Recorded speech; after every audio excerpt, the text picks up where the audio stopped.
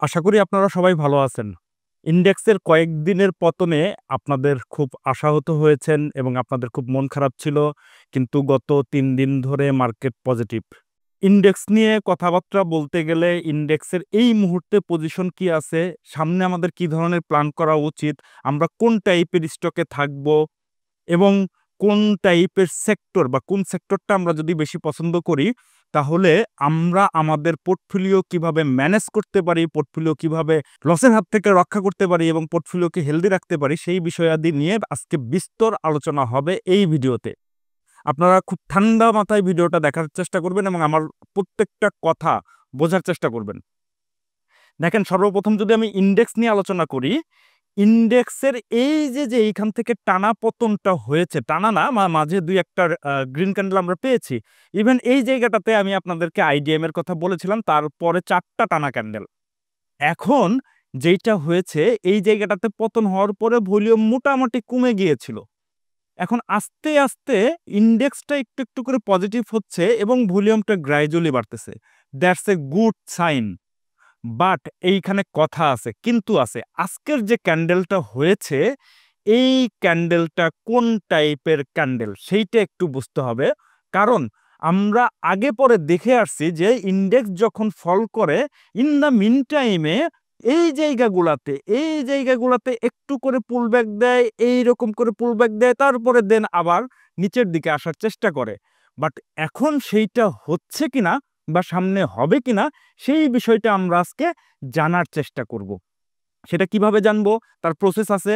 কারণ আপনারা অলরেডি জানেন, যখন কোনো ইনডেক্স বা পার্টিকুলার স্টক আপ মোমেন্টামে যায়, তখন দেখেন এই যে এইখানে একটু পুলব্যাক দিয়ে দেন উপরে গেছে, তারপরে এইখানে একটু পুলব্যাক দিছে, এই জায়গাটাতে পুলব্যাক দিছে, এই জায়গাটাতে পুলব্যাক দিছে, ইভেন এইভাবে করেই যায়। এখন ইনডেক্স যেহেতু ডাউন ট্রেন্ড মোমেন্টাম ক্রিয়েট করে ফেলছে, সেহেতু ইনডেক্স যখন পড়বে, তখন সে আপ ডাউন করে পড়তে পারে। তবে হ্যাঁ, আমি আপনাদেরকে ভয় দেখাচ্ছি না যে ইনডেক্স হয়তোবা এইখান থেকে পড়ে যাচ্ছে, এমন কথা বলছি না। বাট আমি লজিকটা বোঝানোর চেষ্টা করতেছি, আপনাদের থিওরিটা বা প্র্যাকটিক্যালটা বোঝানোর চেষ্টা করতেছি যে প্র্যাকটিক্যালি আসলে কি হয়। দেখেন, ইনডেক্সের আজকে যে ক্যান্ডেলটা দিয়েছে, সেই ক্যান্ডেলটা একেবারে বিয়ারিশ পিনবার। কারণ আপনারা যখন বাজার দেখেছেন, সকালবেলা বেশ বাজার ভালো ছিল, পজিটিভ মোমেন্টামেই ছিল। একসময় 62 পয়েন্ট পর্যন্ত ইনডেক্স পজিটিভ হয়েছিল। বাট দিন শেষে সেইটা ধরে রাখতে পারে নাই, 21 পয়েন্টে পজিটিভ দিয়ে ক্লোজ দিয়েছে। তার মানে 40 পয়েন্ট ওই আপ মোমেন্টাম থেকে, মানে 62 থেকে 21, তার মানে 40 পয়েন্টের উপরে কিন্তু আজকের দিনেই কারেকশন হয়ে গেছে এবং সাথে ভালো ভলিউম। এই টাইপের সিচুয়েশনে যখন একটু মাথাচাড়া দেওয়ার চেষ্টা করে, তখন এই টাইপের সিচুয়েশনে ভলিউম যদি একটু বড় হয় বা একটু বেশি আসে, তাহলে সেই জায়গাটাতে আমাদের সতর্ক থেকে ট্রেড করতে হবে। আমি বলছি না সব স্টক সেল করে দেন, বাট সতর্ক থেকে আপনাদের স্টক সিলেকশন করতে হবে, বা নিজের হাতে থাকা স্টক যেটা আছে সেটা নিয়ে আপনাকে একটু মাথা ঠান্ডা করে সিদ্ধান্ত নিতে হবে যে এই মুহূর্তে আপনি কি করবেন। তার মানে কি বোঝা গেল এখান থেকে? বোঝা গেল ডাউন মোমেন্টামের একটু আপ দিয়ে দেন নিচে আসার পসিবিলিটি আছে টেকনিক্যাল অ্যানালাইসিস অনুযায়ী। কারণ বাজারে একটা পোর্শন আজকে সেল প্রেশার ছিল, কোনো একটা গোষ্ঠী বা কোনো একটা পোর্শন আজকে কিছু পার্টিকুলার স্টক থেকে প্রফিট বুকিং হয়েছে। সেটা হয়তো বা আপনারা বাজারের শেষের দিকে আজকে বুঝতেই পারছেন। অনেক স্টক আপনার হাতে থাকা স্টকটাই 4-5% বৃদ্ধি পেয়েছিল, কিন্তু ক্লোজিং দিয়েছে সেটা 1% বা 2% প্রফিটে রেখে বা বৃদ্ধি রেখে সেটা ক্লোজিং দিয়েছে। বাট ওই যে 2-3% যে কারেকশনটা হইলো, ওই জায়গাটাগুলো হয়েছে প্রফিট টেকিং। এখন কোন টাইপের স্টকে প্রফিট টেকিং হয়েছে? গত কয়েকদিন আগে আপনারা একটু খেয়াল করে দেখেন, তখন লো পেইডের এক সময় একটা দুইটা মুভমেন্ট দিছে, বাট পরের দিন সেগুলো স্লো হয়ে গেছে। গত কয়েকদিন আগে আইটি সেক্টর একটু মুভমেন্টে যাওয়ার চেষ্টা করছিল, বা আইটির যে স্টকগুলা একটু কারেকশন হয়েছে সেগুলো একটু পুল আপ দেওয়ার চেষ্টা করছিল, বাট সেইগুলা কিন্তু আজকে ওইভাবে করে টিকে নাই। হ্যাঁ, দুই একটা স্টক ধরে আছে, বাট ম্যাক্সিমাম স্টকই কিন্তু কারেকশন লেভেল সে ফেস করতেছে। এই জিনিসটা আপনাদের মাথায় রাখতে হবে। ওইগুলা হয় আইডিয়াম প্রসেসে, এবং এইখানে আইডিয়াম আমি বলেছিলাম আইডিয়াম 2টা হয়। এখন এইটা যে সেকেন্ড আইডিয়াম হচ্ছে না, সেইটা আসলে এই মুহূর্তে গ্যারান্টি দেওয়া যাচ্ছে না, সেইটা আমি এখনই বলতে পারছি না। এর মধ্যে কিন্তু আছে যদি ব্যাংক সেক্টর, কথাটা বোঝার চেষ্টা করেন। এইটা যে শার্প কারেকশন হবে বা আমি আগে পরে দেখাই রাখছি যে জায়গাটা যে 5200 লেভেলের ঘরে, সেই জায়গাটাতে আসতে গেলে কিছু কন্ডিশন মেনটেন করতে হবে। অনেকেই আমাকে বলতেছিল যে ভাই আপনি তো আগে পরে 5200 লেভেল পর্যন্ত একটা হিংস আমাদের দিয়ে রেখেছিলেন, সেই পর্যন্ত তো না এসে স্টকটা ঘুরতেছে বা ইন্ডেক্স ঘুরতেছে। ভাই একটা স্টক টানা কখনো কারেকশন হয় না বা ইন্ডেক্সও টানা কারেকশন হবে না, এটা মাথায় রাখতে হবে। আপ ডাউন করে করেই নামবে। এবং গত কয়েকদিনের পোস্টে আমি সেটা বোঝানোর চেষ্টা করেছি যে এই লেভেলে এসে ভলিউম যখন কমে গেছে তাহলে আপনারা একটা ছোটখাটো একটা সুইং পেলেও পেতে পারেন, ওই জায়গাগুলোতে আপনারা সুযোগ নিতে পারবেন। যে স্টকগুলো হয়তো বা কেনা দামের আশেপাশে আছে বা প্রফিটে চলে গেছেন এই 3 দিনের উত্থানে, সেই স্টকগুলো থেকে একটু সুযোগ নিলেও নিতে পারেন। এখন কোন স্টকগুলো থেকে আপনারা সুযোগ নেবেন? যে স্টকগুলো অলরেডি বেড়ে যেয়ে নতুন করে আরেকটা মুভমেন্ট দেওয়ার চেষ্টা করতেছে, বাট সেটা অ্যাকচুয়ালি মুভমেন্ট হবে কিনা সেইটা এখন একটু চিন্তার বিষয় আছে। যে ইন্ডেক্স আমরা তো একটু দেখলাম যে ইন্ডেক্সের এই জায়গাটাতে বিয়ারিশ সিনারিও দেখা যাচ্ছে, যেহেতু উপরে পিন হয়ে গেছে এবং সেল সিনারিও চলে আসছে, সেহেতু এই যে পজিটিভ যে ধারাবাহিকতা যেটা ছিল এই গত 3 দিনে, এই পজিটিভ ধারাবাহিকতা বজায় রাখতে হলে কোন টাইপের স্টকে ভালো পারফরমেন্স করলে আমরা এই পজিটিভ ধারাবাহিকতা দেখতে পারবো বাজারে। তো চলেন, এই যে ব্যাংক সেক্টর, আমি ব্যাংক নিয়ে কিন্তু অনেকদিন কথাবার্তা বলি না। ব্যাংক যখন এই লেভেলে ছিল তখন আমি বলে দিয়েছিলাম আপনাদেরকে, হয়তোবা যারা আমার পুরাতন ভিউয়ার আছে তারা হয়তোবা জানবেন যে এইখান থেকে বলেছিলাম যে ব্যাংক কিন্তু কারেকশনে যেতে চলেছে, এরকম একটা আভাস দিয়েছিলাম। তো এখন আপনাদেরকে বলতেছি ব্যাংক মোটামুটি কারেকশন হয়ে গেছে। এখন অনেকেই বলবেন যে ভাই ব্যাংকের লিডিং এ আসার জন্য তো পর্যাপ্ত পরিমাণ ফান্ড বাজারে নাই, ভলিউম 600-700 কোটি টাকার ঘরে। ভাই এই যে এই লেভেল থেকে যখন ব্যাংক বাড়ে তখনও কিন্তু ভলিউম 500-700 কোটি টাকা দিয়েই কিন্তু ব্যাংকটা আপ মোমেন্টামে গিয়েছিল, এটা একটু মাথায় রাখতে হবে। তো ওই সময়টাতে কি হয়েছিল, ব্যাংক বাড়লে শুধু ব্যাংকই বাড়ছে, অন্যান্য স্টকগুলো তেমন একটা মুভমেন্টে ছিল না, সাথে 2-4টা ফান্ডামেন্টাল স্টকও কিন্তু ছিল ওর সাথে। আর অন্যান্য যেদিন 93 পয়েন্ট পজিটিভ হয়েছিল আপনাদের মনে আছে কিনা, ওই দিন অনেকেই আমাকে বলেছে ভাই আমার পোর্টফোলিও নেগেটিভ হয়েছে। তো ব্যাংকের শুধুমাত্র লিডিং এ আসলে তখন ইন্ডেক্স আপ মোমেন্টামে থাকা পসিবল।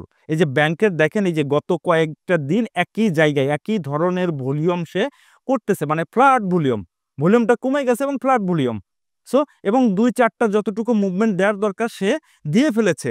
এবং আমরা যদি লিকুইডিটির কথা চিন্তা করি তাহলে এই জায়গাটাতে একটা লিকুইডিটি পোর্শন হয়েছে, সেকেন্ড লিকুইডিটি আগে একটা নিয়ে আসছে, সেটা হচ্ছে এই জায়গাটাতে, তার মানে 2টা লিকুইডিটি নিয়ে আসছে। এখন যদি এই লিকুইডিটির নিচে নেমে যায় তাহলে ইন্ডেক্সের সাথে বেশ পরিমাণ নেগেটিভই হবে যদি ব্যাংক সাপোর্ট না নেয়, এটা মাথায় রাখতে হবে। ব্যাংক এখান থেকে একটু মাথাচাড়া দেওয়ার চেষ্টা করতেছে, যদি ব্যাংক আগামী রবিবারে লিডিং এ না আসে তাহলে ইন্ডেক্স কারেকশন হওয়ার পসিবিলিটি আছে।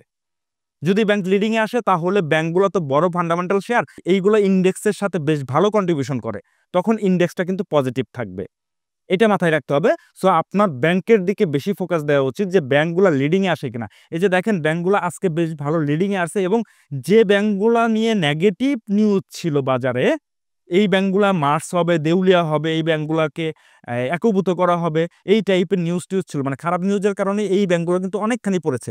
আমি আগে পরেও আপনাদেরকে বলেছি যে স্টকটা নেগেটিভ নিউজের কারণে পড়ে সেইটা পড়তে দেন, ওইখানে স্টকটা কিনে রাখেন, দেখবেন আপনি প্রফিট পাবেন। এই যে দেখেন এইগুলো কিন্তু হল্ট হয়েছে। হ্যাঁ, অনেকেই বুঝতে পারে না যে কোথায় যে এই পতনটা থামবে, যদিও আমিও এই টাইপের ব্যাংক এখনো কিনি নাই, বাট এই টাইপের ব্যাংকগুলো আপনাকে সুযোগ দিবে, যেই দিন স্লো হবে সেই জায়গাগুলোতে ভলিউম কম দেখে আপনারা এই ব্যাংকগুলোতে সুযোগ নিতে পারেন।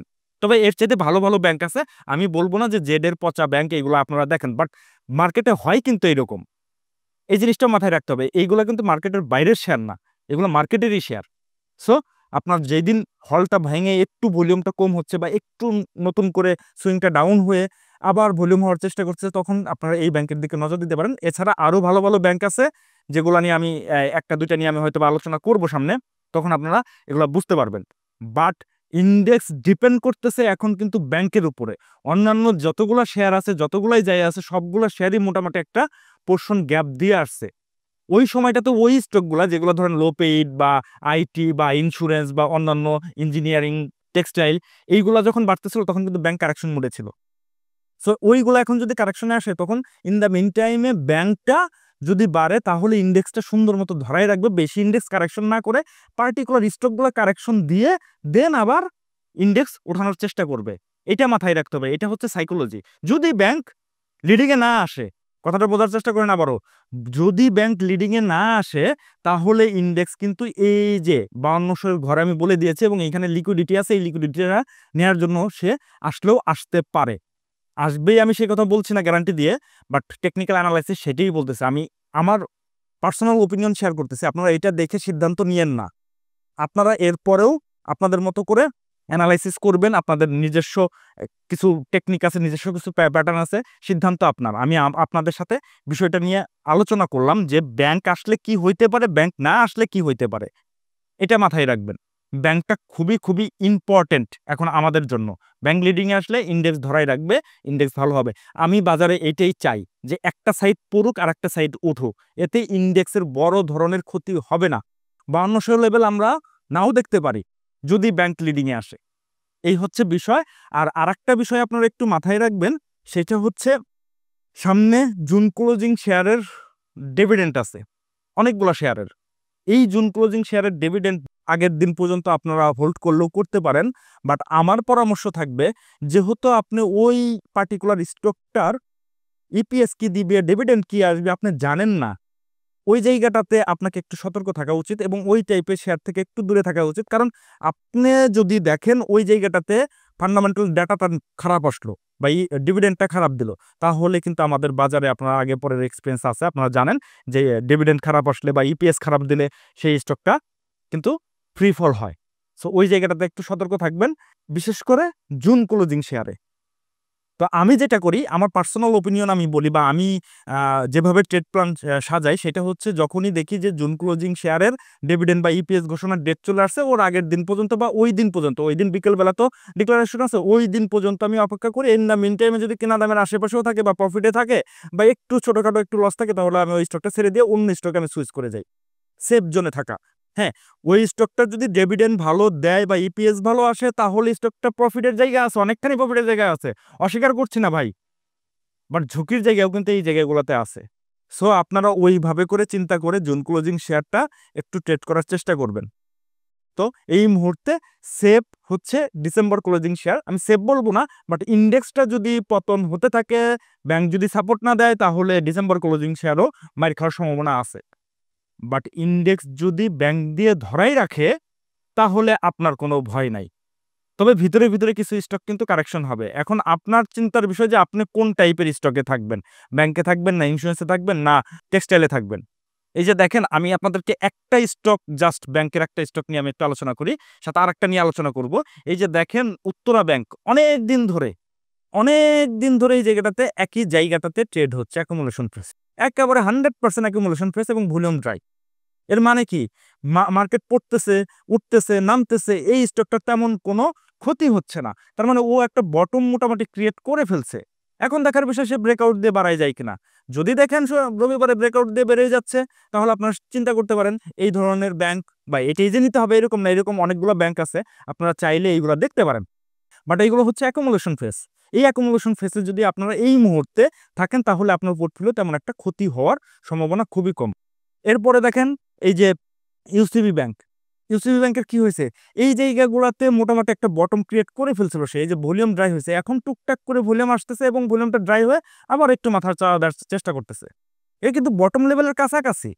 আমি বলছি না যে ইউসিবি এবং উত্তরা ব্যাংক আপনারা কিনেন, সেটা আপনাদের দায়িত্ব, আপনারা কোনটা চুজ করবেন কোনটা চুজ করবেন না। কিন্তু ব্যাংকের এরকম অনেকগুলো স্টক আছে, আপনারা চাইলে ব্যাংকের সেক্টরের স্টকগুলো খুঁজে খুঁজে বের করতে পারেন। বাট আমার দুইটা স্টক আপনাদের উদাহরণ দেওয়ার জন্য, বোঝানোর জন্য আমি নিয়ে এসেছি। এই দুইটা স্টক, এটা কিনবেন কি কিনবেন না এটা সম্পূর্ণই ব্যক্তিগত, আপনাদের ওপিনিয়ন বা আপনাদের সিদ্ধান্ত। সো আমি আমার মতো করে বোঝানোর চেষ্টা করলাম। তবে আপনারা ইন্ডেক্সটা একটু সতর্ক থেকে, এখানে আমি বলছি না আপনার হাতে থাকা শেয়ার সব সেল করে দেন বা কোন টাইপের স্টক সেল করবেন, কোন টাইপের স্টক রাখবেন না, অলরেডি আলোচনা করা হয়ে গেছে। আপনারা একটু সতর্ক থেকে এই টাইপের জায়গাটাতে, মানে জায়গাটা ভালো না, সত্যি কথা এই জায়গাটা ভালো না, সেকেন্ড আইডিয়াম হইলেও হইতে পারে, বাট ব্যাংক সাপোর্ট দিলে ঠিকঠাক থাকবে। আপনাদের জন্য একটা ভালো সংবাদ আছে, সেটা হচ্ছে আগামী 10 এবং 11ই অক্টোবর আমি একটা ওয়ার্কশপ করতে যাচ্ছি। ওয়ার্কশপের নাম হচ্ছে ইনভেস্টর সিক্রেট কোড। কিছু জিনিস বা কিছু কোড আছে যেগুলো আমাদের ইনভেস্টরদের অবশ্যই জানার দরকার। এই যে কোন সিচুয়েশনে আমরা কি ধরনের সিদ্ধান্ত নিব, এই যে মার্কেট ফলিং এর আগে আমি আপনাদেরকে একটা বার্তা দিয়েছিলাম, সেইখানে কিভাবে আমরা সব স্টক সেল করে দিয়ে পোর্টফোলিও মোটামুটি সেফ জোনে রাখা যায়, আবার কোন জায়গাটাতে আমরা এন্ট্রি নিতে পারি, দিনের মধ্যে কোন সেশনটা আমরা বেছে নিতে পারি যে ট্রেড করার জন্য, কোন সময়টাতে আমরা ট্রেড করব, কোন সময়টাতে ট্রেড করব না, কখন আমরা কোন স্টকটাতে এন্ট্রি নিব, কোন স্টকটাতে এন্ট্রি নিব না, এবং কি কি দেখে এন্ট্রি নিব, বাজার সেন্টিমেন্ট কি, এই বিষয়াদি নিয়ে কিছু কোড আমি তৈরি করেছি, যেটা আমি নিজে ইউজ করে আমি বেশ ভালো ফল পেয়েছি। আপনারা চাইলে আমার এই ইনভেস্টর সিক্রেট কোডের ওয়ার্কশপটা করে নিতে পারেন। সেটা 2 দিনের লাইভ সেশন, অনলাইনেই হবে, লাইভে হবে। সেইখানে রেজিস্ট্রেশন ফি অনলি 1000 টাকা। শুধুমাত্র টেকনিক্যাল অ্যানালাইসিসের উপর ডিপেন্ডেন্সি না করে থেকে আপনার সাইকোলজিটা কিভাবে বিল্ট ইন করতে পারেন বাজারে, এবং বাজারে আপনার এই যে পতন হচ্ছে, এই পতনের মধ্যে আপনার মাইন্ডসেট আপনি কিভাবে ঠিক রাখবেন, এবং আপনার ওই জায়গাটাতে অ্যাকশন কি করা উচিত। আপনার ওইখানে টেকনিক্যাল পয়েন্ট থেকে আপনাকে বলতেছে সেল করতে, কিন্তু আপনি ইমোশনালি হয়ে এই জায়গাগুলোতে সেল দিচ্ছেন না। কেন দিচ্ছেন না? একটা মাত্র কারণ, সেইখানে আপনার সাইকোলজি এবং আপনার এই কোডগুলো জানা নাই। এই সিক্রেট কোডগুলো যদি আপনি জানেন, তাহলে আপনিও আপনার টেকনিক্যাল অ্যানালাইসিসের সাথে আপনি চলতে পারবেন। আমরা অনেকেই কিন্তু টেকনিক্যাল অ্যানালাইসিস জানি, বাট আমাদের সাইকোলজি ঠিক থাকে না বিধায় আমরা এই টাইপের জায়গাটাতে সিদ্ধান্তহীনতায় ভুগি। যেমন অনেক সময় হয় কি যে স্টকটা লসে চলে গেছিল, কোন একটা স্টক, সেই স্টকটা আবার পুল ব্যাক করে আমার লাভে চলে আসছে, কিন্তু ওই জায়গাটাতে আমার সেল সিগন্যাল দিচ্ছে, পুরো ইন্ডেক্স নেগেটিভ সিগন্যাল দিচ্ছে, বাট ওই জায়গাটাতে আমরা লোভের বশে পড়ে সেল করি না। কেন করি না, কি কারণে করি না, এবং কিভাবে করব, এটা এই বিষয়াদি নিয়ে আমার এই লাইভ সেশনটা, এই ওয়ার্কশপটা আপনারা চাইলে রেজিস্ট্রেশন করতে পারেন। আজকে থেকে রেজিস্ট্রেশন ওপেন করা হয়েছে। আপনারা যদি এই ওয়ার্কশপে যুক্ত হইতে চান, তাহলে এই যে এখানে হোয়াটসঅ্যাপ নাম্বার দেওয়া আছে, জাস্ট এই হোয়াটসঅ্যাপে একটু নক করবেন, আমি আপনাদেরকে যুক্ত করাই নিব। আজকের মতো ভিডিও এখানেই শেষ করছি। ভালো থাকবেন, সুস্থ থাকবেন, ধন্যবাদ।